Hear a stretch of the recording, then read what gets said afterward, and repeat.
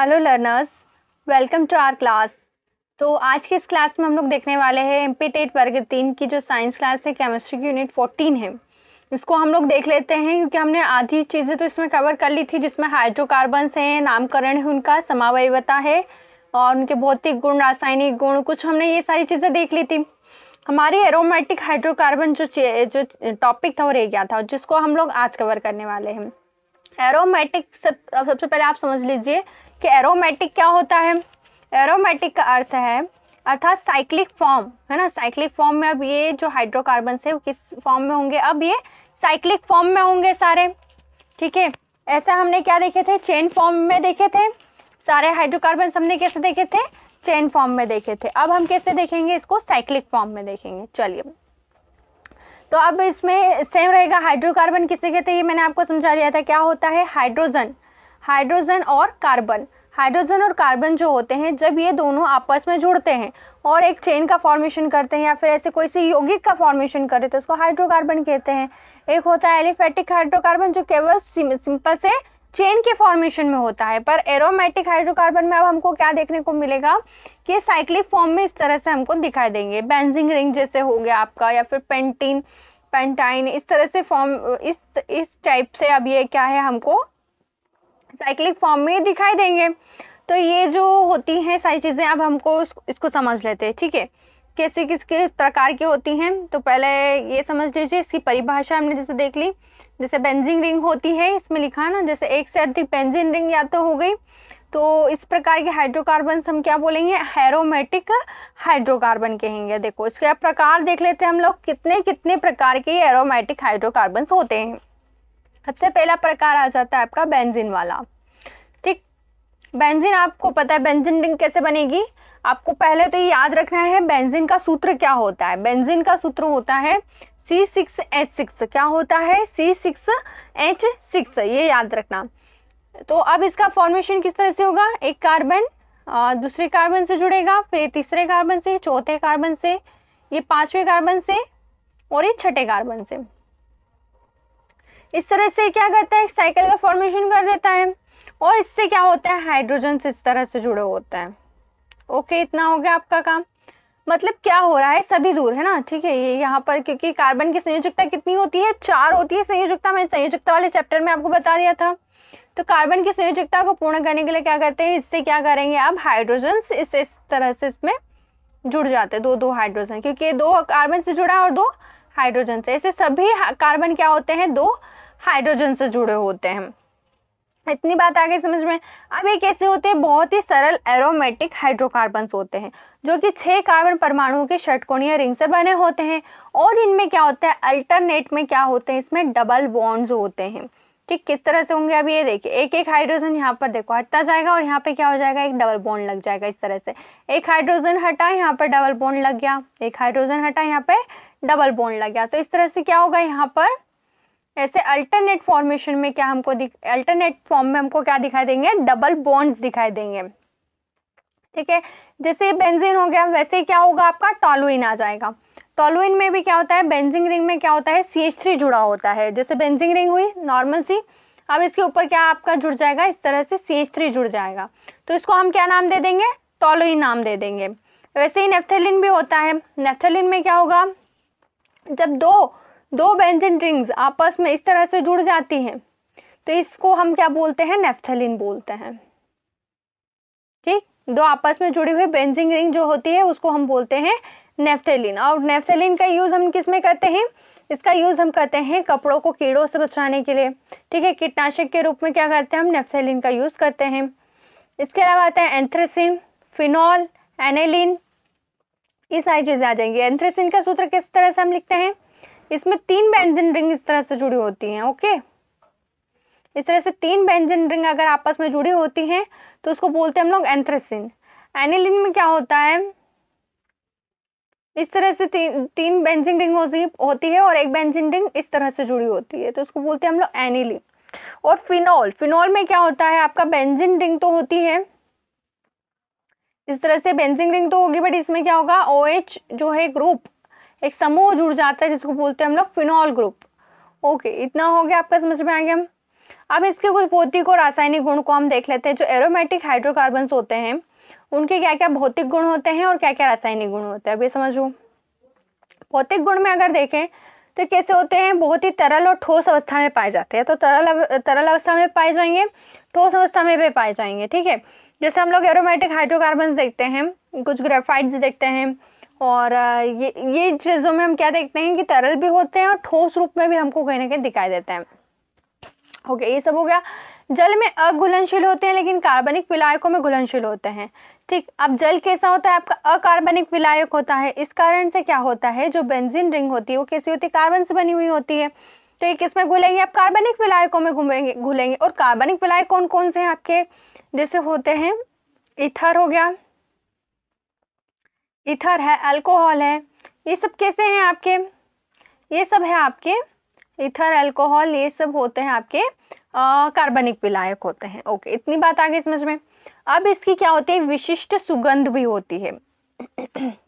जितने भी aromatic hydrocarbons होते हैं उनमें हम क्या देखने को मिलता है, उनमें ये देखने को मिलता है कि जो इसमें हम लोग अगर इसको खुला छोड़ देते हैं ना, जैसे नेफ्थलीन की गोली हो गई, आप नेफ्थलीन तो सब यूज़ करते हैं अपने अपने घरों में। तो नेफ्थलीन की गोली को अगर हम लोग खुला छोड़ देते हैं तो इस टाइम पे क्या होता है, वो अपनी गंध फैलाने लग जाती है, और जैसे गंध फैलाती है हमको गंध, उसकी सुगंध आ जाती है। तो जितने भी एरोमेटिक हाइड्रोकार्बन्स होते हैं उनमें हम क्या देखने को मिल रहा है कि वो उनको अगर खुला छोड़ दिया जाता है वायुमंडल में तो उसमें क्या होती है, विशिष्ट सुगंध हमको सुगंध हमको महसूस होती है। अब आपके सभी के घरों के बाथरूम्स में एक जो है किट लगी होती है, वो आप सभी को पता है कौन सी फ्रेशनेस वाली किट लगी होती है, उसको कमेंट में बताना, ठीक है। तो वो वाली किट जो है वो किसका उदाहरण हो जाएगी, आपकी एरोमेटिक हाइड्रोकार्बन की आपकी क्या हो जाएगी, उदाहरण हो जाएगी। वो भी क्या होती है, इसी प्रकार से बनी होती है। उसको जब वायुमंडल में छोड़ा जाता है तो क्या होता है, धीमी धीमी सुगंध आती रहती है, ठीक है। और क्या होता है, धीरे धीरे पिघलता रहता है, कम होता जाता है, और उसकी सुगंध क्या है, पूरे वायुमंडल में फैलती रहती है, पूरे वायु में। तो वो ओडोनिल जैसे होता है ना आपका, जो कि क्या होता है, एक प्रकार का एरोमेटिक हाइड्रोकार्बन होता है। इतनी बात आगे समझ में। अब चलो आगे बढ़ते हैं, रासायनिक गुणों पर आ जाते हैं। रासायनिक गुण क्या क्या हमको देखने को मिलते हैं, तो सबसे पहली चीज तो आ जाती है विद्युत चुंबकीय संरचना। अगर इसकी हम लोग देखें तो विद्युत चुंबकीय संरचना होता है, मतलब रेजोनेंस स्ट्रक्चर्स दिखाई देती है, क्योंकि इसमें क्या होता है, अल्टरनेट फॉर्म में हमको कैसे दिखाई देते हैं, डबल बॉन्ड्स दिखाई देते हैं।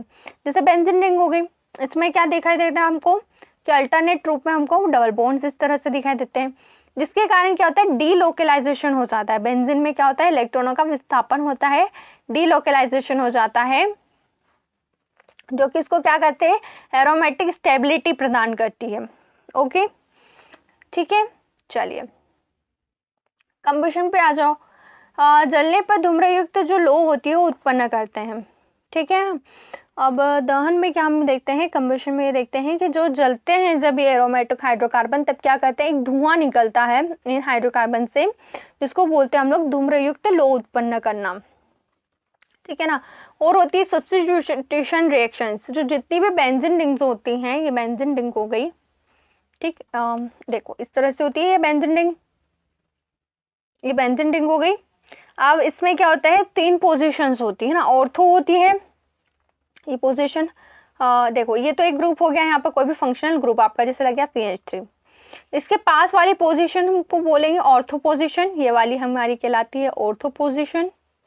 ये होती है आपकी मेटा पोजीशन, और ये वाली होती है आपकी पैरा पोजीशन। इस टाइप से हम क्या देखते हैं, 3 प्रकार की पोजीशंस हमको इसमें पूरी बेंजीन रिंग में दिखाई देती है, ठीक है। ये ऑर्थो, और ये भी क्या होगा, मेटा, और ये वाली होगी पैरा पोजीशन। तो इन्हीं पोजीशन पे हमको क्या दिखाई देती है, जो भी जितनी भी जब आपकी सब्स्टिट्यूशन रिएक्शंस होती हैं वो दिखाई देती हैं। जैसे इसकी जगह पे आपका क्या गया, एक हाइड्रोजन हटाओ, CH3 जुड़ गया। जैसे इसकी जगह पे आपका OH भी जुड़ सकता है, ठीक है ना, OH हो गया। या फिर ऑर्थो पोजीशन पे ये वाले पोजीशन पे आपका क्या जुड़ गया, नाइट्रो ग्रुप जुड़ गया, NO2 ग्रुप जुड़ गया, HNO3, ऐसे कुछ भी HNO3 के साथ क्रिया करवाई, NO2 जुड़ गया आपका। इस तरह से कोई सी भी आपके यहाँ पे समूह जुड़ सकते हैं ना, मतलब ये क्या दिखाती है, आपके सब्स्टिट्यूशन रिएक्शन से सारी शो करती हैं, ठीक है ना। जैसे अभी इसमें बता, देखो C6H3 C6N6 को क्या करा, HNO3 के साथ में उसको रिएक्शन करवाया, तो इसमें क्या हुआ, H2SO4 बना और साथ ही में आपका क्या जुड़ गया, NO2 जुड़ गया है ऑर्थो पोजीशन पे, और आपका H2O जो है वो बाहर हो गया है। तो इस तरह से रिएक्शंस इस तरह चलती रहती हैं। और एडिशन रिएक्शंस पर आ जाओ। जो एडिशन रिएक्शंस होती हैं, योजक अभिक्रियाएं जो होती हैं वो कैसी होती है, उच्च ताप पे होती है, उच्च दाब पर होती हैं, क्योंकि इसमें जब एडिशन करवाना चाहते हैं तो आसानी से एडिशन नहीं होता है, ठीक है। इसके लिए क्या करना पड़ेगा, हमको उच्च ताप की भी ज़रूरत होगी और दाब की भी ज़रूरत होगी। इसके बाद यूजेस देख लो, यूजेस क्या क्या हैं इसके यूज़ होता है आपका रंग में, दवाइयों में, प्लास्टिक बनाने में, नेफ्थलीन जो है कीटनाशक के रूप में होता है, टोल्यूइन किसके रूप में होता है, विस्फोटक या फिर TNT के रूप में इसको करते हैं हम लोग उपयोग जनरली। एंड बेंजीन का उपयोग जो है वो सॉल्वेंट, डिटर्जेंट और नायलॉन बनाने में करते हैं। इतना हो गया कवर। अब हम लोग कुछ बेंजीन की कुछ चीज़ों को देख लेते हैं, जो है थोड़ा डिटेल में देख लेते हैं, क्योंकि बेंजीन आपका क्या है, इंपॉर्टेंट एरोमेटिक हाइड्रोकार्बन है और इसको अलग से टॉपिक भी दिया हुआ है। चलिए तो बेंजीन पर आ जाओ। बेंजीन किसको कहते हैं, अभी मैंने आपको बताया क्या होता है। C6H6 का सूत्र होगा, जो 6 कार्बन चेन्स हैं वो आपस में जुड़ी होगी और एक एरोमेटिक चेन का फॉर्मेशन कर देते हैं ये लोग। अब इसकी जो पहली बार इसकी संरचना जो है वो किसने देखा था, वो उसकी खोज जो है माइकल फैराडे ने की थी 1825 में, इसको याद रखिएगा। चलिए इसकी स्ट्रक्चर हमने देख ली है। अभी क्या होती है, हेक्सागोनल होती है, जो कि 6 कार्बन चेन से 6 कार्बन परमाणुओं से बनी होती है। अल्टरनेट डबल और सिंगल बॉन्ड्स होते हैं, डीलोकलाइजेशन होता है इलेक्ट्रॉन्स में, और ये कैसी होती है, बहुत ज़्यादा स्थायी होती है संरचना। प्रत्येक कार्बन एक हाइड्रोजन से जुड़ा होता है, ठीक है। तो अब ये सारी चीज़ें होगी, ठीक है। भौतिक गुण इसके वैसे ही एरोमेटिक हाइड्रोकार्बन जैसे उनके क्या क्या होगा कि भाई ये तरल होगा, रंगहीन होगा, तरल होगा, ठीक है। इसकी मीठी सुगंध होगी। अभी हमने देखा कि कैसी होती है, हर एक एरोमेटिक हाइड्रोकार्बन की विशिष्ट सुगंध होती है, तो कहीं ना कहीं बेंजीन की भी कैसी होती है, एक मीठी सुगंध हमको महसूस होती है। इसके बाद क्या लिखा है, जल में अघुलनशील होते हैं और परंतु कार्बनिक विलायकों में घुलनशील होते हैं, ये भी समझाया आपको। इसके बाद जो इसका बॉइलिंग पॉइंट होता है, जैसे इसको जब गर्म कर रहे हैं तो इसका पिघलना जो है वो या फिर उबलना जो है वो कब शुरू होता है, 80 डिग्री सेंटीग्रेड पर होता है। इसके बाद ज्वलनशील तरल जलने पर धूम्रयुक्त लौ उत्पन्न करते हैं ये, क्योंकि ज्वलनशील होते हैं। देखो जितने भी एरोमेटिक हाइड्रोकार्बन से कैसे हैं, ज्वलनशील है। क्यों है, क्योंकि इसमें कार्बन की मात्रा है, कार्बन जिसमें होगा वो क्या होता है, ज्वलनशील होगा।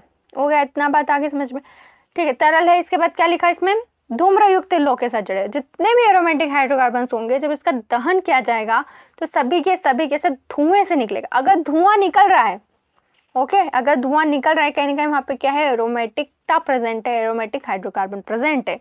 जिसके एक जांचने का तरीका होता है, जब हम प्रैक्टिकल लैब में जाते हैं और जब हम किसी भी यौगिक का हमको क्या करना, परीक्षण करना है कि भाई ये एलिफेटिक है या फिर एरोमेटिक है, तो हम क्या करते हैं, उसको हम लोग जला कर देखते हैं। जब धुआं निकलता है जलाने पर तो मतलब क्या है, इसमें एरोमेटिक हाइड्रोकार्बन मौजूद है, ठीक है। इस तरह से हम लोग ये प्रैक्टिकल लैब्स में करते हैं, ठीक है। तो ये फिजिकल प्रॉपर्टीज इसकी हम लोग कैलकुलेट कर लेते हैं इस तरह से। अब हम केमिकल प्रॉपर्टीज पर आ जाते हैं। तो जो केमिकल प्रॉपर्टीज होती हैं वो वैसे ही होगी, कैसी होगी, सबसे पहले तो हम क्या करते हैं, दहन करते हैं। तो जैसे ही बेंजीन जो होता है उसका दहन किया जाता है, C6H6 का किसकी प्रेजेंस में हमेशा दहन होगा, आपका ऑक्सीजन की प्रेजेंस में होगा। O2 के प्रेजेंस में जैसे ही इसका दहन किया जाता है तो हमको क्या मिलती है, कार्बन डाइऑक्साइड और जल मिलता है। और जैसे कार्बन डाइऑक्साइड हमको मिल रहा है, मतलब क्या होगा, अपूर्ण दहन हो रहा है यहाँ पर उसका, और हमको कैसी मिल रही है, कालिक मिल रही है। जब भी किसी का अपूर्ण दहन होता है तो हमको कैसे दिखा, काला कालापन सा एक अपशिष्ट रह ही जाता है, ओके। जब जिसका पूर्ण दहन होता है तो उसमें क्या, कालिक नहीं बचती है कोई भी। जैसे आप अपने घरों में LPG गैस हो गई, ठीक है, LPG गैस जो होती है जब वो जलती है तो उसका क्या होता है, पूर्ण रूप से दहन होता है। और पूर्ण रूप से दहन होने के कारण वहाँ पे कोई भी कालिक हमको बर्तन पे चिपकी हुई दिखाई नहीं देती है। वहीं अगर हम लोग कोयला या फिर लकड़ी का यूज़ करते हैं, जैसे घासलेट का यूज़ करते हैं, केरोसिन का यूज़ करते हैं, तो इस टाइम पे क्या हो दिखते हैं हम लोग कि जो बर्तन होता है उसके नीचे क्या हो जाता है, कालापन हमारा जमा हो जाता है।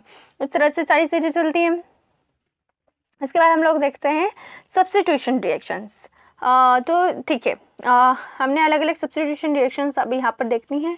कौन कौन सी होगी, सबसे पहले तो हम किसके साथ अभिक्रिया करवा रहे हैं, बेंजीन की देखिए सिंपल सी अभिक्रियाएं हैं, बस थोड़ी थोड़ी सी याद रखना है आपको। अगर आप HNO3 से क्रिया करवाते हैं तो क्या होता है, यहाँ पर NO2 ग्रुप्स जुड़ जाएंगे, इस तरह से NO2 इस तरह से जुड़ जाएंगे ना, तो आपका क्या बन जाता है, यहाँ पर नाइट्रोबेंजीन बन जाता है। क्या बन जाता है, नाइट्रोबेंजीन बन जाता है। याद रखना है ना, HNO3 जब जुड़ेगा, HNO3 जब किसी बेंजीन रिंग से जुड़ेगा, ये बेंजीन रिंग है, इससे HNO3 जुड़ा, तो आपका क्या बनेगा, नाइट्रोबेंजीन बनेगा। बस ये बात याद रखना।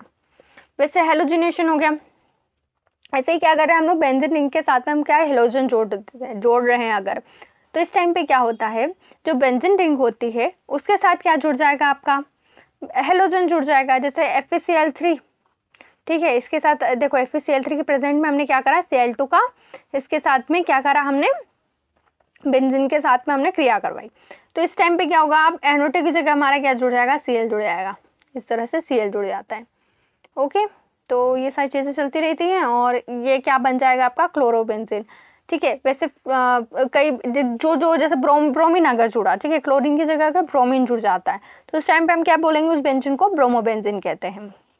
ओके, इतनी सब चीज़ें हो गई।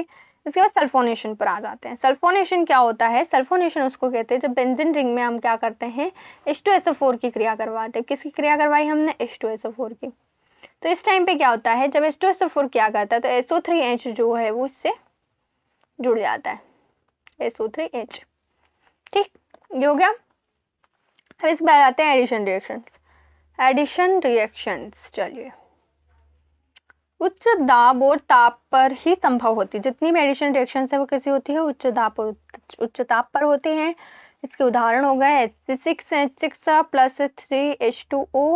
इसके बाद निकल की प्रेजेंस में हम क्या कर रहे हैं, इसका इससे जोड़ रहे हैं हाइड्रोजन को और आपका बन जाता है C6H12 बन जाता है।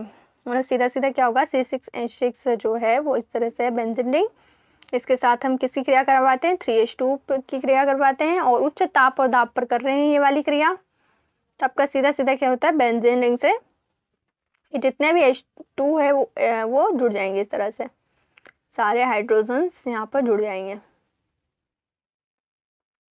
ये इस तरह से, और सारे डबल बॉन्ड्स हट जाएंगे। ओके, ये होगी क्रिया। इसके बाद हम लोग नामकरण देख लेते हैं। जो एरोमेटिक हाइड्रोकार्बन्स होते हैं उनमें किस किस प्रकार से आपका नामकरण होता है। तो सबसे सरल आपका बेंजीन होता है, ये तो अभी हमने देखा, बेंजीन रिंग C6H6। अगर इसी बेंजीन रिंग पर हम लोग क्या जोड़ देते हैं, इसी बेंजीन रिंग, ये तो हो गया आपकी बेंजीन, अगर इसी बेंजीन रिंग पर हम लोग जोड़ देते हैं CH3 ग्रुप को, जैसे ही CH3 ग्रुप जुड़ता है तो इसका नाम बदल कर हो जाता है टोलुइन। ओके, क्या हो जाता है, टोलुइन हो जाता है। वैसे ही अगर CH3 की जगह पर आप जोड़ देते हैं, किसे जोड़ देते हैं, CH3 की जगह आप जोड़ देते हैं OH को।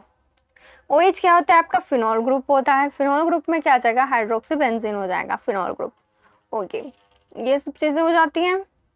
इसके बाद C6H5 जो होता है वो NH2 ग्रुप से, ठीक है, एनिलीन ग्रुप हो गया, ये एनिलीन, जिसको बोलते हैं हम लोग एमिनो बेंजीन बोलते हैं।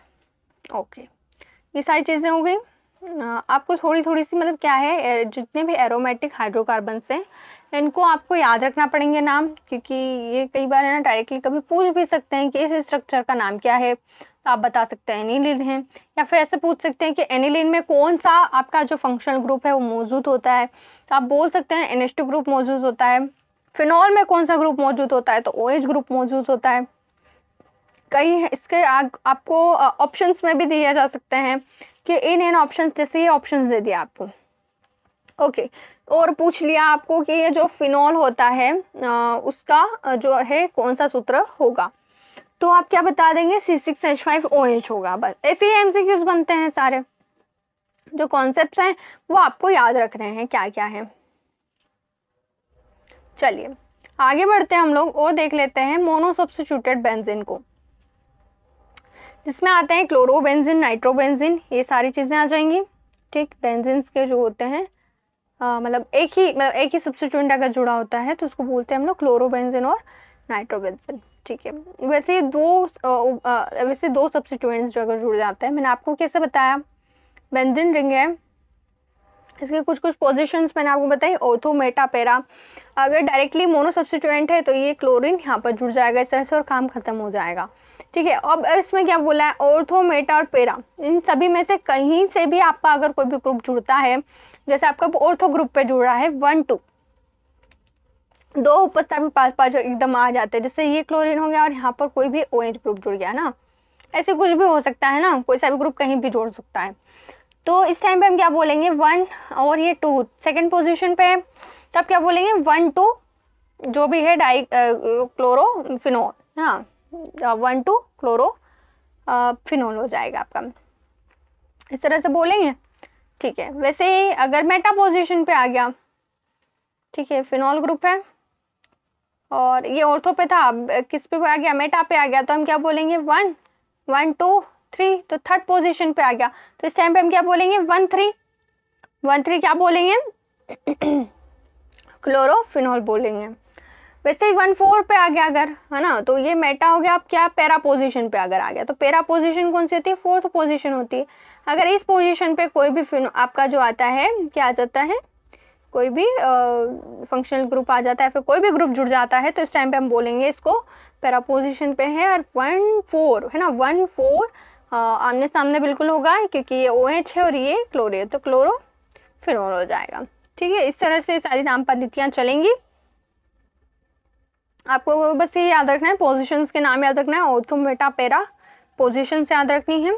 ठीक है, तो ऑर्थो डाइक्लोरोबेंजीन जैसे होता है ना, अभी हमने समझा ऑर्थो डाइक्लोरोबेंजीन, तो इसमें क्या होगा 1 और 2 पोजीशन पे आपका क्या आ गया, डाइक्लोरोबेंजीन आ गया। देखो ये है आपका बेंजीन, ये है क्लोरोबेंजीन बन गया। अब इसने क्या बोला, ortho dichlorobenzene means ortho position पे आपका क्लोरीन ग्रुप आ गया, तो उसको बोलेंगे हम लोग ऑर्थो डाइक्लोरोबेंजीन हो गया ये। वैसे ऑर्थो पोजीशन पे ना आते हुए ये पैरा मेटा पोजीशन पे आ गया क्लोरीन, तो आपका हो जाता है 1 3 डाइनाइट्रोबेंजीन। वैसे ये यहाँ पर ना आते हुए आपका आ गया पैरा पोजीशन पे क्लोरीन, तो हम लोग इसको बोलते हैं जाइलिन। ठीक है, जाइलिन। और क्या बोलेंगे 1 4 है ना, अब 1 2 3 एंड 4th पोजीशन पे है, तो उसको बोलते हैं जाइलिन या फिर 1 4 डाइमिथाइल, ये हाँ डाइमिथाइल बेंजीन। अच्छा, आपका क्या हो गया यहाँ पर मिथाइल ग्रुप अब जुड़ गया ना, आपके क्लोरीन ग्रुप ना जुड़ते हुए अब जुड़ गए हैं मिथाइल ग्रुप्स, इस तरह से CH3 एंड CH3, इसको बोलते हैं हम लोग पैराजाइलिन, तो उसको बोलते हैं हम लोग डाइमिथाइल बेंजील बोलते हैं। चलिए, अब पॉली सब्स्टिट्यूटेड बेंजीन पे आ जाते हैं। पॉली सब्स्टिट्यूटेड में क्या होता है, पेरेंट ग्रुप जो होते हैं उसको मानते हैं। ठीक है, बाकी को प्रीफिक्स रूप में लिखते हैं, जैसे हो गया आपका 1 2 3 ट्राइक्लोरोबेंजीन हो गया, या फिर 2 4 6 ट्राइनाइट्रोटोलुइन हो गया, ये सारी चीज़ें हो गई।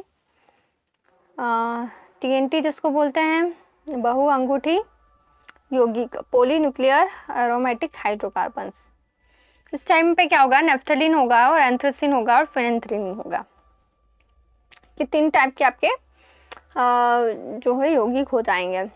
नेफ्थलीन कैसे होते हैं, देखो नेफ्थलीन मैंने बताया था, नेफ्थलीन कैसे 2 फ्यूज्ड बेंजीन को हम बोलते हैं नेफ्थलीन, इसकी स्ट्रक्चर इस तरह से होती है।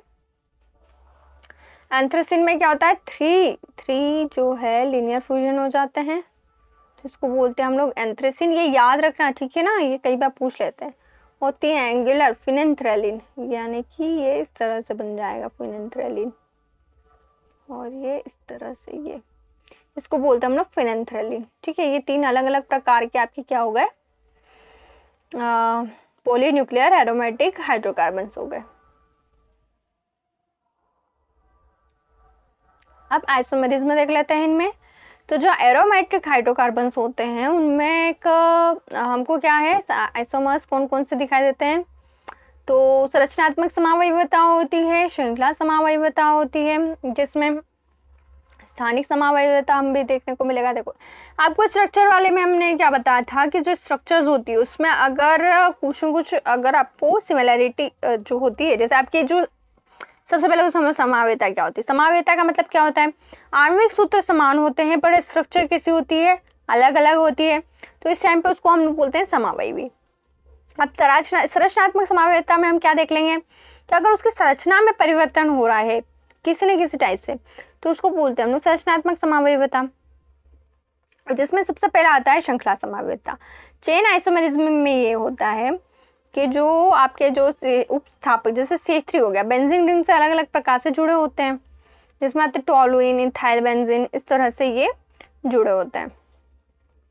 जैसे हो गया C6H5 और CH3, यही होता है, ये होता है टोलुइन।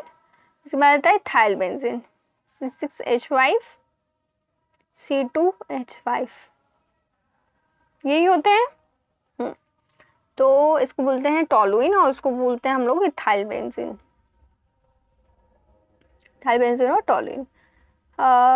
चलिए ये हो गया इतना। अब पोजीशन आइसोमेरिज्म पे आ जाता है। पोजीशन आइसोमेरिज्म में हम क्या देखेंगे, पोजीशन अगर चेंज हो रही है किसी भी एरोमेटिक हाइड्रोकार्बन में, अगर पोजीशन से चेंज हो रही है, ये होती है एक बेंजीन रिंग, दूसरी बेंजीन रिंग और ये तीसरी बेंजीन रिंग। यार अच्छे से बनाते हैं, ठीक है ना। तो होती है एक बेंजीन रिंग, ये दूसरी और ये तीसरी, ये 3 बेंजीन रिंग्स हो गई आपकी। अब जब रिंग पर उपस्थापकों की स्थिति पोजीशन ऐसे बदल जाती है, मीन्स कैसे हो रहा है आपका, ऑर्थो पे है, ये ऑर्थो है, ये मेटा है, ये पेरा है। अगर ऑर्थो पोजीशन पे क्या आपका यहाँ पे क्लोरीन ग्रुप है, ठीक है, ये होगा आपका क्लोरोबेंजीन। अगर ऑर्थो पोजीशन पे क्लोरीन है या फिर आपका मेटा पोजीशन पे क्लोरीन हो सकता है, ठीक है ना, ये क्लोरीन ग्रुप है, यहाँ पर भी एक क्लोरीन ग्रुप है, तो क्या हो रहा है आपका, या फिर पेरा पोजीशन पे क्लोरीन है, इस तरह से होता है। तो ये 3 क्लोरीन ग्रुप जो है वो अलग अलग से जुड़े होते हैं। तो ऑर्थो, मेटा और पेरा पोजीशन पे अगर क्लोरीन जुड़े होते हैं, उसको बोलते हैं हम लोग क्या बोलते हैं हम लोग, पोजीशन आइसोमेरिज्म। क्योंकि इसमें क्या हो रहा है, पोजीशन चेंज हो रही है, संरचनात्मक सूत्र तो समान है सभी का, पर क्या हो रहा है, पोजीशन चेंज हो रही है किसी भी ग्रुप की, तो उसको बोलते हैं हम लोग पोजीशन आइसोमेरिज्म। अब देखते हैं हम लोग क्रियात्मक समूह समावयवता, जिसमें आता है आपका फिनोल और मेथॉक्सीबेंजीन। इस टाइम पे हम क्या देखते हैं, एक बेंजीन रिंग है एंड एक और बेंजीन रिंग है। इसमें क्या होता है, फंक्शनल ग्रुप अलग अलग हो जाते हैं। जैसे OH यहाँ पर जुड़ गया है एक में, और एक में हमको क्या दिखाई देता है, OCH3 जुड़ा हुआ दिखाई देता है, ठीक है। एक में OCH3 दिखाई देता है और इसमें OH दिखाई देता है। तो इस टाइम पे हम क्या देखते हैं कि एरोमेटिक हाइड्रोकार्बन जितने भी होते हैं उसमें फंक्शनल ग्रुप क्या होते हैं, अलग अलग तरीके से जुड़े हुए दिखाई देते हैं, ठीक है ना। इसके बाद आते हैं स्टीरियो आइसोमेरिज्म। एरोमेटिक हाइड्रोकार्बन्स में सामान्यतः जियोमेट्रिकल आइसोमेरिज्म नहीं होता है, क्योंकि बेंजीन रिंग कैसी होती है, प्लेनर होती है। लेकिन कुछ उपस्थापित जैसे यौगिक होते हैं, डाई सब्स्टिट्यूटेड डेरिवेटिव्स में क्या होता है, ऑप्टिकल आइसोमेरिज्म संभव है यदि एसिमेट्रिक क्लैरिटी हो। अब हम लोग इसमें ये देखते हैं कि एरोमेटिक हाइड्रोकार्बन जितने भी होते हैं, अब इसमें देखो इस तरह से सीधे सीधे होते हैं। इसमें ना तो कोई सिस वाला काम होता है ना ट्रांस वाला काम होता है। ये कैसे होते हैं, सीधे सीधे एरोमेटिक यौगिक होते हैं। तो सिस ट्रांस वाला काम ही नहीं है, तो जियोमेट्रिकल आइसोमेरिज्म वाला काम नहीं रहा इसमें। पर इसमें हम लोग क्या देखते हैं, अगर डाई सब्स्टिट्यूटेड डेरिवेटिव्स हो गए, यानी Cl इस तरह से कुछ जुड़ जाता है, ठीक है ना, तो जिससे ये कार्बन पे क्या होता है, किरलिटी उत्पन्न हो जाती है। किरलिटी का मतलब ये होता है कि किसी भी कार्बन से जो 4 ग्रुप्स अलग अलग तरीके से अगर जुड़ रहे, क्योंकि 4 समावेशिता होती है इसकी, संयोजकता होती है इसकी, कार्बन की संयोजकता 4 होती है, और इसी 4 संयोजकता में अलग अलग ग्रुप जुड़ जाते हैं। जैसे कार्बन से हाइड्रोजन जुड़ रहा है एक ग्रुप क्लोरीन जुड़ रहा है, एक ग्रुप कार्बन का जुड़ रहा है, एक ग्रुप कुछ और जुड़ रहा है। इस तरह से अलग अलग ग्रुप अगर जुड़ जाते हैं किसी कार्बन से, तो उस टाइम पे क्या होता है, इसमें किरलिटी उत्पन्न हो जाती है। अगर ये उत्पन्न हो रही है, मतलब यहाँ पे क्या है, ऑप्टिकल आइसोमेरिज्म है। और ऑप्टिकल आइसोमेरिज्म में हम ये देखते हैं कि जैसे ही लाइट इसके ऊपर गिराते हैं हम लोग, तो वो लाइट की दिशा को बदल देता है, या तो डिसरोटेटरी कर देगा, ठीक है ना, मतलब उसको चेंज कर सकता है लाइट की दिशा को, या फिर कौन रोटेटरी भी हो सकता है, मतलब जिस दिशा से आ रही है उसी दिशा में उसको रहने दे सकता है। डिसरोटेशन होता है और कौन रोटेशन होता है, ठीक ना। बस थोड़ा थोड़ा चीज़ें आप समझ लो, जिससे आपको क्या होती है, थोड़ी बहुत क्लैरिटी आ जाए कॉन्सेप्ट्स की। उसके बाद आते हैं संयोजक समावयवता।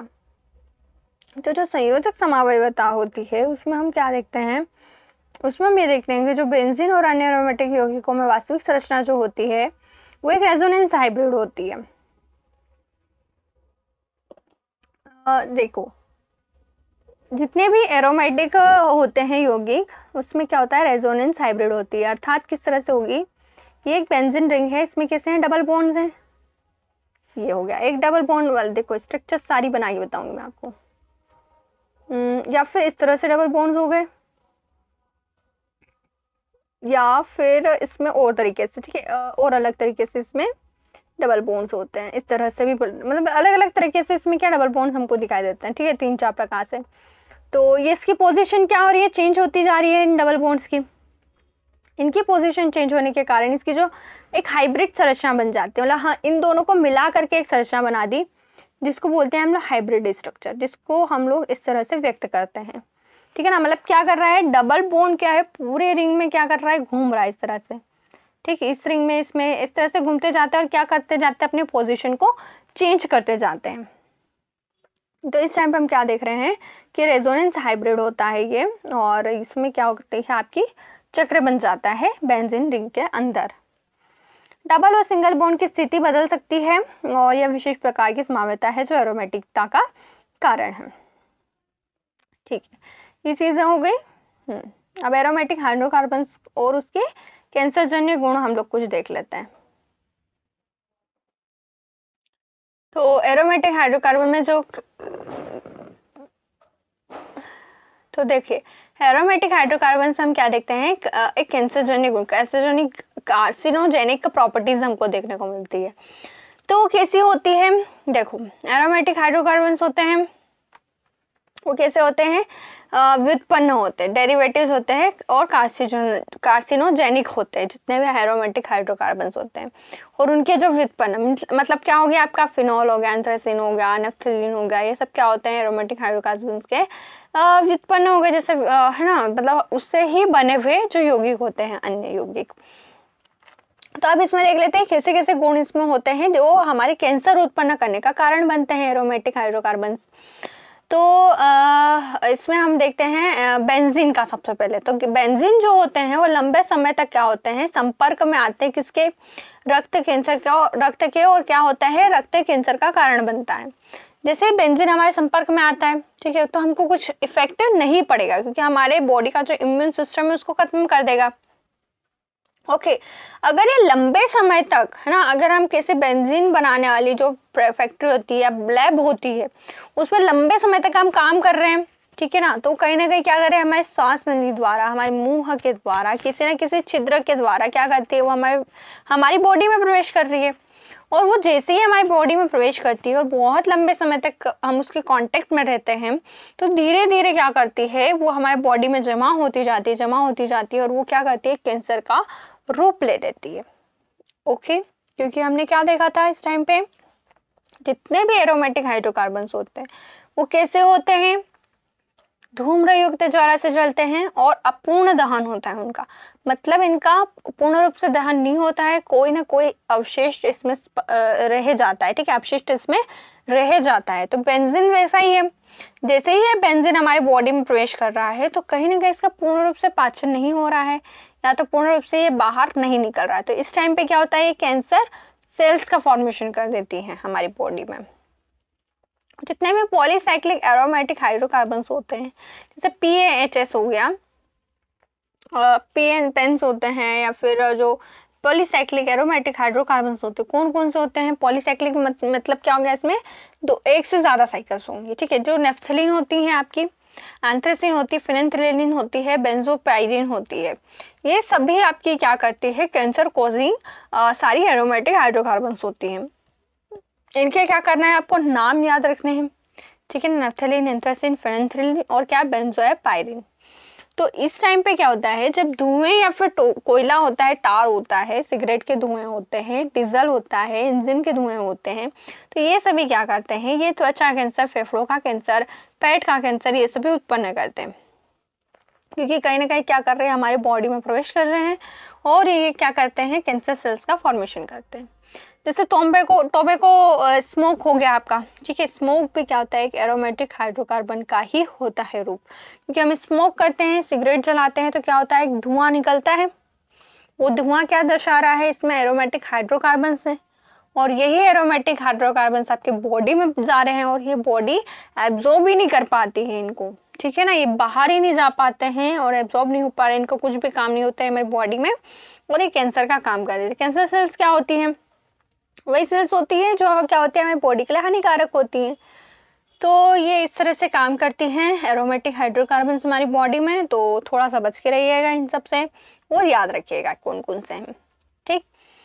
अब देखो कार्सिनोजेनिक क्यों होता है इसका नेचर। अगर ये अभी मैंने आपको बताया कि क्योंकि ये क्या करते हैं, हाइड्रोकार्बन्स क्या करते हैं, हमारे शरीर में जाते हैं, और शरीर में जा करके क्या करते हैं, डीएनए से एक बंध बना लेते हैं। जो हमारे जेनेटिक मटेरियल होता है डीएनए, इस डीएनए से ये बंध बना रहे हैं, और डीएनए से बंध बनाने के बाद इनका जीन में क्या होता है, स्थायी रूप से परिवर्तन होता है। क्योंकि ये मैंने आपको क्या बताया, ये ना तो घुलते मिलते कुछ नहीं है, ठीक है ना। तो क्या हो रहा है, इसका पाचन नहीं हो रहा है, कुछ एब्जॉर्प्शन नहीं हो रहा है, क्या हो रहा है, इसका सिर्फ जमा होते जा रहा है, जमा होते जा रहा है। तो जैसे ही डीएनए में क्या होता है, जमा होते जाता है, और जीन में क्या हो जाता है, स्थायी रूप से ये परिवर्तित हो जाता है, इसमें इसका म्यूटेशन हो जाता है। अगर तो म्यूटेशन होने के कारण क्या होता है, अनकंट्रोल्ड सेल ग्रोथ होने लग जाती है, क्योंकि डीएनए क्या करती है, आपकी सेल ग्रोथ को मतलब कंट्रोल करके रखते हैं। अब इसमें क्या हो जाएगा, अनकंट्रोल सेल ग्रोथ हो जाएगी, और वो तो लाखों करोड़ों मतलब के संख्या में आपकी क्या, एक सेकंड में लाखों करोड़ों की संख्या में क्या हो जाती है, ग्रोथ हो जाती है कैंसर सेल्स की। तो इसको मारना बहुत मुश्किल हो जाता है फिर इस टाइम पे, क्योंकि इसका क्या हो जाता है, म्यूटेशन हो जाता है हमारी बॉडी में। तो थोड़ा ध्यान रखिएगा कैंसर का, ठीक है। हानिकारक प्रभाव होते हैं इसके, हमने भी देखा क्या क्या होता है, बोन मेरो या फिर आपकी नष्ट हो जाएगी, या फिर श्वसन तंत्र हो गया, त्वचा हो गई, यकृत हो गया, इन पर आपको क्या होता है, असर पड़ता है। लंबे समय तक संपर्क में अगर आप रहे इसके, तो कहीं ना कहीं इसका जो है असर आपके बॉडी पर पड़ता ही पड़ता है। इसकी सावधानियां हम देख लेते हैं, क्या क्या सावधानियां इसमें हमको रखनी चाहिए। तो इसकी जो प्रिवेंशन है हमको किस तरह से करना चाहिए, तो देखो आप क्या करें, जो सीधा संपर्क है वो हटा दो भाई, बेंजीन और जो भी एरोमेटिक हाइड्रोकार्बन है इनका सीधा संपर्क आप मत रखो, या फिर आप मास्क पहनो, है ना, ग्लव्स पहनो, हाँ अच्छे से प्रोटेक्टेड रहो। अगर आप प्रैक्टिकल लैब में ज़्यादा देर इन सब चीज़ों पे काम कर रहे हैं तो फिर आपको ये सारी प्रोटेक्शन रखनी चाहिए। स्मोकिंग या फिर टोबैको का जो है सेवन है वो नहीं करना चाहिए, ठीक है ना। और मैंने आपको बताया भी औद्योगिक स्थान जहाँ पर इन सब फैक्ट्रीज में जो इन सब का निर्माण हो रहा है वहाँ पर आप क्या करें, मास्क या फिर वेंटिलेशन का उपयोग करें, जिससे क्या होगा, वेंटिलेशन से भी क्या होता है, हवा आती रहेगी, और जितने भी एरोमेटिक जो पदार्थ हैं वो बाहर चले जाएंगे। अब आगे हम लोग एरोमेटिक हाइड्रोकार्बन की टॉक्सिसिटी को देख लेते हैं। तो अधिकांश जो सुगंधित हाइड्रोकार्बन्स होते हैं, एरोमेटिक हाइड्रोकार्बन्स होते हैं, जैसे बेंजीन हो गया, टोलुइन हो गया, जाइलिन हो गया, नेफ्थलीन, बेंजोपायरेन, ये सभी कैसे होते हैं, टॉक्सिक होते हैं। इनका प्रभाव शरीर के रक्त निर्माण तंत्र, स्नायु तंत्र, यकृत, फेफड़ों पर पड़ता है। क्योंकि अभी हमने क्या देखा, ये क्या करते हैं, कैंसर कोजिंग जो सेल्स होती है इसका फॉर्मेशन हो रहा है कहीं ना कहीं। जैसे बेंजीन हो गया, बेंजीन हमारा क्या करता है, बोन मेरो को नष्ट कर देता है, जिससे हमारे क्या, बोन मेरो क्या बनाती है, आपकी हीमोग्लोबिन का फॉर्मेशन करती है कहीं ना कहीं। तो ये सब क्या करते हैं, रक्त की कमी कर देगी, ल्यूकेमिया हो जाएगा आपको, ब्लड कैंसर, क्योंकि बोन मेरो पे सीधा अटैक करेगी। और बोन मेरो हमारी क्या होती है, एक हमारे शरीर में क्या करती है, ब्लड सर्कुलेशन और ब्लड को बनाने का सबसे मेन जो पॉइंट होता है बोन मेरो होता है। और इसी बोन मेरो का अगर ये इफेक्ट कर रही है तो कहीं ना कहीं ब्लड कैंसर और अस्थमा, ये एप्लास्टिक एनीमिया जैसी समस्या हमारे बॉडी में क्या हो जाती है, पैदा हो जाती है। और सिर दर्द आते हैं, चक्कर आते हैं, बेहोशी आ जाएगी, ये सारी चीज़ें आपकी हमको दिखाई देने लगेगी। जैसे टोलुइन हो गया, टोलुइन किस पे प्रभाव डाल रहा है, आपका नर्वस सिस्टम पे पूरा प्रभाव डाल रहा है। अब नर्वस सिस्टम पे आपका प्रभाव डाल रहा है तो सीधा सा है थकान होगा, भ्रम होगा, सिर दर्द होगा, क्योंकि सारी से जुड़ी हुई सिस्टम होते हैं, सारा जो नर्वस सिस्टम होता है। तो अगर अधिक मात्रा में अगर क्या किसको पहुंचा रहा है नुकसान, यकृत, किडनी, इनको नुकसान पहुंचा रहा है। तो ये सब हो गया टोलुइन का। इसके बाद जाइलिन जो होता है वो कहीं ना कहीं आँखों पे और त्वचा पे हमारी और श्वसन तंत्र में क्या करता है, आपका जलन पैदा कर देता है, और लंबे समय तक क्या करता है, यकृत और गुर्दे जो किडनीज होती है, हमारी लिवर्स होती है, उसको क्षति पहुंचाता है। इसके बाद आता है नेफ्थलीन की बारी। नेफ्थलीन की जो गोलियां होती हैं वो अगर निगल ली जाए सीधी सीधी तो क्या हो जाती हैं, विषाक्त प्रभाव डालती हैं, लाल रक्त कोशिकाओं को नष्ट कर देती हैं और हीमोलाइटिक एनीमिया हमारे इसमें पैदा कर देती है। तो नेफ्थलीन हमारे कहीं ना कहीं टॉक्सिक इफेक्ट डाल रही है। इसके बाद आता है पॉलीसाइक्लिक एरोमेटिक हाइड्रोकार्बन, सभी हमने देखे, जिसमें क्या आता है आपका तंबाकू आ गया, डीजल के धुएं आ गए, कोयले, टार, इनमें सभी में क्या होता है ये वाला पॉलीसाइक्लिक एरोमेट, जिसमें नेफ्थलीन हो जाता है, एंथ्रेसिन हो जाता है, फेंथ्रेलिन हो जाता है, ये सारी हो गई, म्यूटेशन करती है, कैंसर कोजी आपके सेल्स का फॉर्मेशन कर देती है, skin cancer, lung cancer, bladder cancer, ये सारी चीजें आपकी कौन पैदा कर रहा है, पॉलीसाइक्लिक एरोमेटिक हाइड्रोकार्बन आपके पैदा कर रहे हैं। ठीक है ना। तो अभी यहाँ पर आपका ये चीज खत्म हो जाती है एरोमेटिक हाइड्रोकार्बन्स। अब हम लोग साबुन और अपमार्जक को समझ लेते हैं कि क्या होते हैं। साबुन आप सभी ने यूज़ किए हैं, अपमार्जक डिटर्जेंट्स भी आप सभी ने अपने अपने घरों में यूज़ किए हैं। तो कहीं ना कहीं सोप और अपमार्जक होते हैं, ये हमारे जो डेली यूजेस होते हैं उसमें काम आ रहा है, कहीं ना कहीं यूज़ में आ रहा है। तो ये किससे बने होते हैं पहले ये समझो। तो ये जो साबुन होती है ना, ये इंपॉर्टेंट है, इसको याद रखना। क्या याद रखिएगा कि जो सोडियम और पोटेशियम के लवण होते हैं जो उच्च कार्बनिक वसीय अम्लों के बने होते हैं। क्या होते हैं, सोडियम और पोटेशियम के लवण जो कि कार्बनीय वसीय अम्लों, फैटी एसिड से ये मिलकर बने होते हैं, उनको बोलते हैं हम लोग साबुन। इसमें स्टेरिक अम्ल होता है, पामेटिक अम्ल होता है, ऑलिक अम्ल होता है, सोडियम पोटेशियम लवण होते हैं। तो इस तरह से क्या होता है, अलग अलग अम्ल इसमें पाए जाते हैं। इसका निर्माण जो है वो वसाओं या तेलों का NOH या फिर KOH के उपसाबुनीकरण किया जाता है। जब है ना, मतलब हम लोग क्या कर रहे हैं, NOH या फिर KOH जो है इसको हम लोग क्या कर रहे हैं, अगर हीट करके इसका क्या करते हैं हम लोग सोप का फॉर्मेशन करते हैं। क्योंकि क्या होते हैं, सोडियम पोटेशियम के लवण होते हैं, ये कहीं ना कहीं या तो सोडियम ले लो या पोटेशियम ले लो, ठीक है ना। और इसको क्या करते हैं हम लोग वसीय उच्च कार्बनिक वसीय अम्लों से हम लोग इसको अगर क्रिया करवाते हैं तो ये आपस में जुड़ करके आपका हीट के थ्रू क्या कर देता है, आपका सोप का फॉर्मेशन कर देता है। ठीक है, इसका इस तरह से निर्माण हो गया। अब हम लोग इसके कुछ गुणधर्म देख लेते हैं। तो साबुन जो है वो कैसी होती है, पानी में घोलकर आपका कॉलोइडिक विलयन का फॉर्मेशन कर देती है। सीधा सी बात है, जब साबुन जो होती है, सीधा आप मेथड समझिएगा। साबुन को अगर क्या हम किस लिए यूज़ करते हैं, गंदगी को साफ करने के लिए यूज़ करते हैं। आपकी गंदगी कैसी होती है, ऑयली फॉर्म में होती है। जैसे आपके कपड़ों पर तेल का दाग लग जाता है, धूल के कण चिपक जाते हैं, तो कहीं ना कहीं क्या होता है, एक सिरा आपको ये जो जो कचरा होता है या फिर जो आप बोल सकते गंदगी होती है, वो कैसी होती है, ऑयल के फॉर्म में होती है। ठीक है ना, ये ऑयल लग गया है ना, ये समझिए। अब एक होता है जल विरोधी सिरा, इसमें हाइड्रोफोबिक सिरा, और एक होता है हाइड्रोफिलिक सिरा जिसको बोलते हैं जल आकर्षी। जैसे ये कपड़े पे लगे दाग को हम लोग किस में डुबा रहे हैं, साबुन के पानी में डुबा दिया। ठीक है ना, ये साबुन का पानी है, इसमें डुबा दिया हमने इसको। तो पानी है और साबुन है, तो साबुन क्या करती है, कॉलोइडिक विलयन का फॉर्मेशन कर चुकी है क्योंकि हमने इसमें क्या मिला दिया, साबुन मिला दी है। और अब ये साबुन क्या करती है, तेल वाले सिरे पर से आपका कौन सा जुड़ जाएगा, हाइड्रोफोबिक सिरा जुड़ जाएगा। ठीक है ना, जैसे आप हम सीधा से समझिए इस चीज़ को, जैसे धूल का कण है, ठीक है ना, गंदगी है, इसमें हम क्या देख रहे हैं कि जो साबुन है इसका हाइड्रोफोबिक सिरा इस तरह से डूबा हुआ है।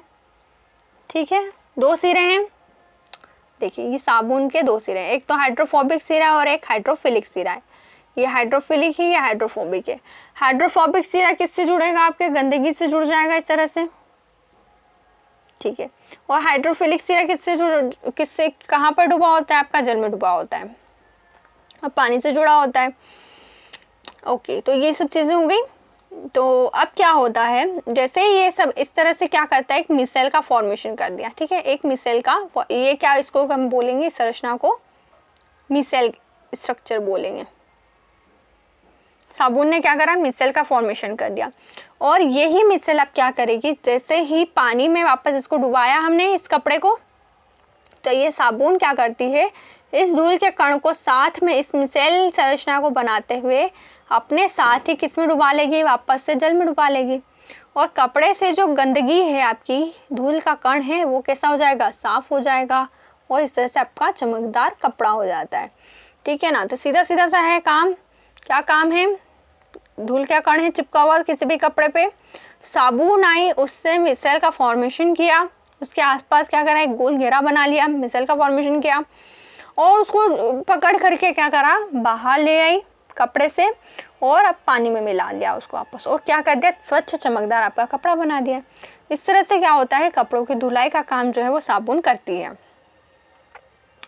अब हम देखते हैं जो हार्ड वाटर्स होते हैं उसमें क्या, कैल्शियम और मैग्नीशियम के लवण होने के कारण जो अघुलनशील मेल है वो बनाते हैं, है ना। अघुलनशील मेल मतलब जैसे कैल्शियम और हार्ड वाटर्स जो होते हैं उसमें जो है धूल के कणों को धोना बहुत मुश्किल हो जाता है, बल्कि आपके जो सॉफ्ट वाटर्स होते हैं उसमें क्या होता है, कपड़ों को धोना बहुत ही आसान हो जाता है। जैसे नदी तालाब हो गए, नदी तालाब में आपको कैसे सॉफ्ट वाटर देखने को मिलता है, तो वहाँ पर क्या कपड़ा धोना जो है आसान हो जाता है, क्योंकि वहाँ पर क्या है, सर्फ आपका अच्छे से घुल जाता है, साबुन आपकी जो सॉफ्ट वाटर्स होती है उसमें बहुत अच्छे से घुल जाती है। जबकि कठोर जल होता है, कठोर जल कहाँ कहाँ होगा, आपका कुएँ में होगा, ठीक है, आपका जो उसमें होता है।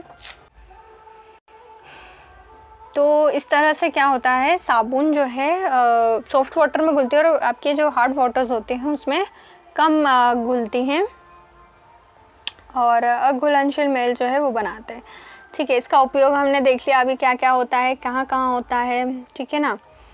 डिटर्जेंट पर आ जाओ। अब डिटर्जेंट जो होते हैं वो कैसे होते हैं, कृत्रिम सफाई करने वाले पदार्थ हैं जिन्हें पेट्रोकेमिकल पदार्थ से होता है। इनका निर्माण कैसे होगा, पेट्रोकेमिकल पदार्थ से होगा। इसमें आते हैं सोडियम अल्किल सल्फेट या फिर सोडियम अल्किल बेंजीन सल्फोनेट जो होते हैं वो क्या करते हैं, आपके अपमार्जक का फॉर्मेशन करते हैं, डिटर्जेंट का फॉर्मेशन कर रहे हैं। अब ये क्या करते हैं अपमार्जक, देखो ये उल्टा काम इसका, कठोर जल में अब क्या करते हैं, ये अच्छी तरह से काम करेंगे, ओके, और झाग अच्छी तरह से बनाते हैं। और अधिक उपयोग इसका क्या करते हैं, जल प्रदूषण की समस्या को कम करने के लिए इसका यूज़ करते हैं। इसका भी उपयोग कपड़े बर्तन धोने में, मशीनें धोने में, शैम्पू टूथपेस्ट क्लीनिंग पाउडर आदि बनाने में भी इसका यूज़ होता है। साबुन अपमार्जक में अब थोड़ा सा अंतर हम देख लेते हैं। साबुन का निर्माण कैसे होगा, आपका वसा या तेल के जो लंबे लंबे से जो ना फैटी एसिड जो होते हैं, लंबी श्रृंखलाओं से इसका निर्माण होता है। जो सोडियम और पोटेशियम लवण होते हैं उसी से इसका फॉर्मेशन होता है। और अपमार्जक जो होते हैं वो पेट्रोकेमिकल पदार्थ होते हैं, ये बात ध्यान रखो, ठीक है ना। अब साबुन जो है वह जल से क्रिया करती है और कठोर जल में कम असरदार होते हैं, और अपमार्जक जो होते हैं वो कठोर जल में भी प्रभावी होते हैं, ठीक है। आपने समझाया। प्रदूषण, तो ये बायोडिग्रेडेबल होते हैं, कहीं ना कहीं साबुन क्या करती है, आपकी बायोडिग्रेडेबल हो जाती है, जबकि अपमार्जक जो होते हैं वो कैसे होते हैं, आपके बायोडिग्रेडेबल नहीं हो पाते, और ये क्या करते हैं, जल प्रदूषण का कारण बनते हैं, क्योंकि ये क्या करते हैं कहीं ना कहीं जो अपमार्जक होते हैं उनमें ऐसे केमिकल्स होते हैं, ऐसे पदार्थ होते हैं जो कि क्या करते हैं, जो जल में उपस्थित जो बैक्टीरियाज होते हैं उसको कंज्यूम नहीं कर पाते हैं, जिसके कारण से क्या होता है, आपका जल प्रदूषण हो जाता है। इसका उपयोग किस में करते हैं, नहाने धोने इनमें कर लेते हैं भैया, कपड़े धोने में इसका यूज़ हो जाता है ना, कपड़े धोने वोने में इसका यूज़ हो जाता है। इसका यूज़ कपड़े बर्तन औद्योगिक घरेलू सफाई में होता है। तो इस तरह से इसका क्या है, यूजेस हो गए। देखिए अभी मैंने आपको बताया जो साबुन है वो किस तरह से वर्क करता है। ये वाटर है, वाटर पे क्या होता है, आपका जल आकर्षित सिरा जुड़ जाएगा, और जो तेल आकर्षित सिरा है वो किससे जुड़ेगा, आपका तेल से जुड़ेगा, ठीक है, गंदगी से जुड़ेगा। इस तरह से ये काम करता है। अभी मैंने बताया आपका मिसल का फॉर्मेशन किया, और उसको खींच करके साबुन क्या कर लेती है, उस कपड़े से बाहर ले आती है गंदगी को, और किस में मिला देती है, जल में मिला देती है। इस तरह से ये वर्क करता है। तो इस तरह से हमने साबुन और अपमार्जकों को पढ़ लिया है, और मैंने इसमें अंतर भी बता दिए हैं और किस तरह से काम करते हैं ये आपको समझा दिया है।